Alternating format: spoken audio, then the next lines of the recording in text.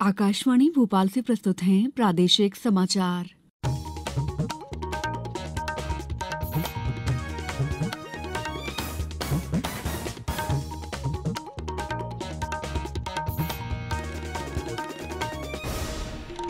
नमस्कार, समाचारों के साथ मैं दीपा सिंह।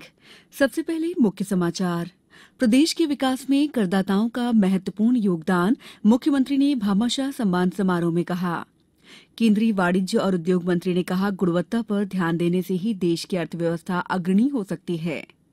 केंद्रीय कृषि मंत्री नरेंद्र सिंह तोमर ने कहा, प्राकृतिक खेती को बढ़ावा देने के लिए सभी का सहयोग आवश्यक। और प्रदेश में 15 नवंबर से लागू होगा पेसा एक्ट। अब समाचार विस्तार से।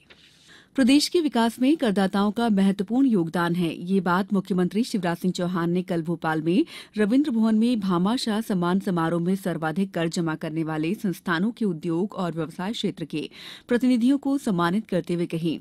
श्री सिंह ने कहा कि प्रदेश की आर्थिक प्रगति को नए आयाम मिल रहे हैं। उद्योग और व्यापार क्षेत्र के सहयोग के साथ नागरिकों की भागीदारी से वैभवशाली, समृद्ध और विकसित मध्य प्रदेश का निर्माण किया जा रहा है। मुख्यमंत्री ने समारोह में वर्ष 2020-21 और 21-22 के लिए 5-5 श्रेणियों के कुल 10 पुरस्कार प्रदान किए। मुख्यमंत्री ने कहा कि आगामी वर्ष से छोटे करदाताओं को भी पृथक श्रेणी में पुरस्कृत किया जाएगा। मुख्यमंत्री श्री चौहान ने कहा कि ईमानदारी से धन अर्जित करने और ईमानदारी से टैक्स जमा करने का कार्य महत्वपूर्ण सेवा है। मध्य प्रदेश की विकास दर 19.76% है। प्रदेश में प्रति व्यक्ति आय जो वर्ष 2003 में 13,000 थी, अब 1,47,000 हो गई है। भारत की अर्थव्यवस्था में प्रदेश का योगदान 3.6% से बढ़कर 4.6% हो गया है। केंद्रीय वाणिज्य और उद्योग मंत्री पीयूष गोयल ने कहा है कि भारत को गुणवत्ता के प्रति जागरूक देश बनने की आवश्यकता है। उन्होंने कहा कि 2047 तक विकसित राष्ट्र बनने की नींव तैयार करने की प्रक्रिया के अभिन्न अंग के तौर पर गुणवत्ता को महत्व देने की आवश्यकता है। उन्होंने कहा कि भारत जब तक गुणवत्ता के क्षेत्र में अग्रणी नहीं बनेगा, तब तक विकसित अर्थव्यवस्था नहीं बन सकता। श्री गोयल कल नई दिल्ली में भारतीय मानक ब्यूरो की संगोष्ठी के उद्घाटन सत्र को संबोधित कर रहे थे। संगोष्ठी का विषय था आत्मनिर्भर भारत की प्रयोगशालाओं में वैश्विक रुझान। श्री गोयल ने कहा कि वैश्विक विनिर्माण शक्ति बनने के लिए भारत को अपने विनिर्माण पारिस्थितिकी तंत्र का विस्तार और वस्तुओं तथा सेवाओं के लिए उच्च गुणवत्ता मानक लागू करने होंगे। श्री गोयल ने कहा कि इस पूरे पारिस्थितिकी तंत्र में भारतीय मानक ब्यूरो की बहुत महत्वपूर्ण भूमिका है। उन्होंने मानक ब्यूरो से विश्व मानकों का व्यापक अध्ययन करने और भारत द्वारा अपनाने जाने वाले क्षेत्रों को विशिष्ट रूप से बताने को कहा। प्रधानमंत्री नरेंद्र मोदी ने कहा है कि भ्रष्टाचार के खिलाफ निर्णायक लड़ाई का समय आ गया है। उन्होंने कहा कि भ्रष्टाचार एक बहुत बड़ी बुराई है और देश को इससे दूर रखना होगा।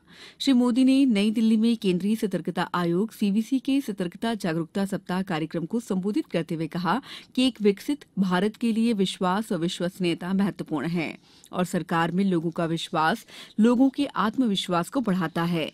प्रौद्योगिकी के उपयोग के संबंध में प्रधानमंत्री ने उल्लेख किया कि सार्वजनिक वितरण प्रणाली को प्रौद्योगिकी से जोड़ने और करोड़ों फर्जी लाभार्थियों को हटाने तथा प्रत्यक्ष लाभ हस्तांतरण को अपनाकर 2 लाख करोड़ से अधिक राशि को गलत हाथों में जाने से बचाया।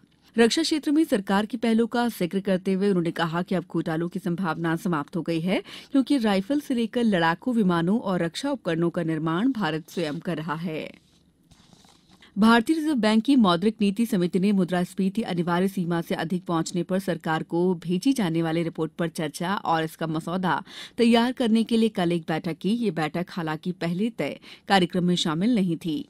अधिनियम के अनुसार रिजर्व बैंक को खुदरा मुद्रास्फीति 2% से 6% के भीतर रखना होता है, पर सितंबर को समाप्त 3 तिमाहियों में मुद्रास्फीति ऊपरी सीमा से अधिक हो गई थी, जिससे केंद्रीय बैंक को इसके कारणों का ब्यौरा और इसे 6% से नीचे लाने के उपायों के बारे में सरकार को बताना आवश्यक हो गया है।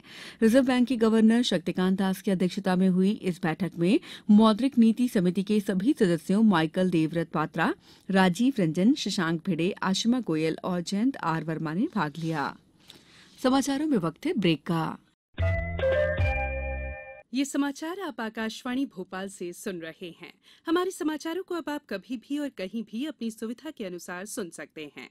ये समाचार बुलेटिन YouTube, ट्विटर और फेसबुक पर AIR न्यूज भोपाल पेज पर सुने जा सकते हैं। इसके अलावा आप हमारी वेबसाइट newsonair.nic.in पर या फिर AIR न्यूज ऐप पर भी समाचार सुन सकते हैं। ब्रेक के बाद समाचारों में आपका एक बार फिर स्वागत है।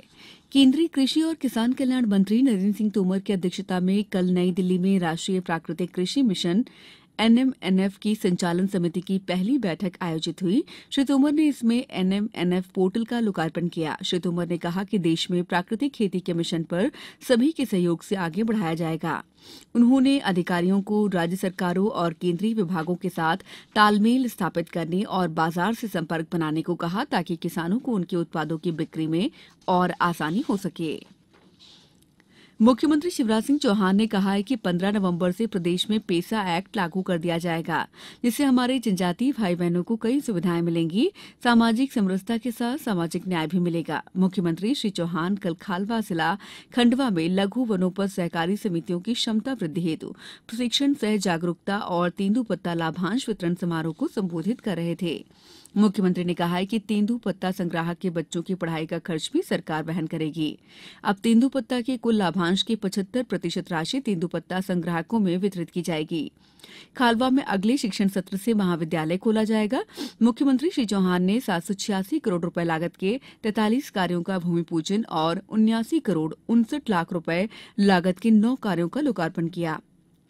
साथ ही खंडवा, नर्मदापुरम, बैतूल और उज्जैन वृत्त की कुल 10 वन मंडल की 102 लघु वनोपज समितियों के 1,68,601 संग्राहकों के बैंक खातों में 41 करोड़ 63 लाख 29,075 रुपए हस्तांतरित किए।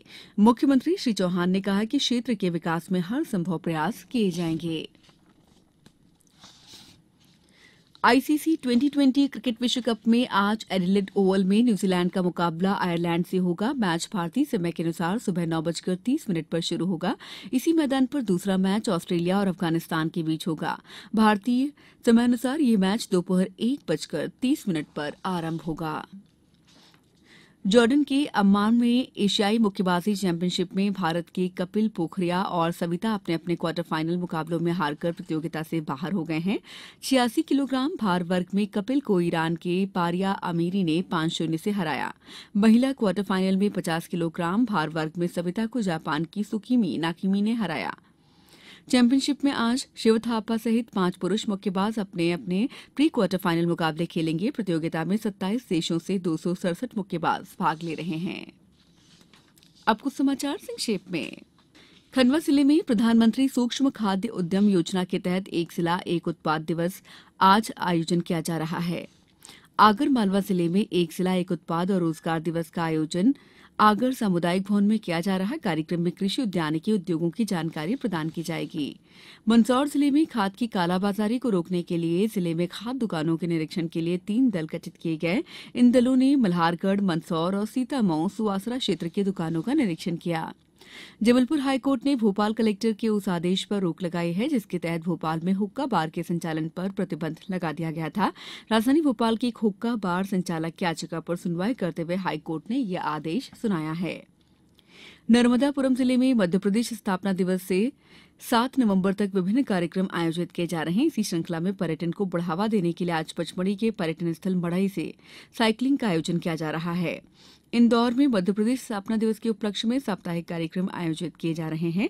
कार्यक्रमों की श्रृंखला में कल तीसरे दिन पर्यावरण संरक्षण जनजागृति के लिए संवाद कार्यक्रम आयोजित किया गया। इस बुलेटिन में इतना ही। दीजिए इजाजत। नमस्कार।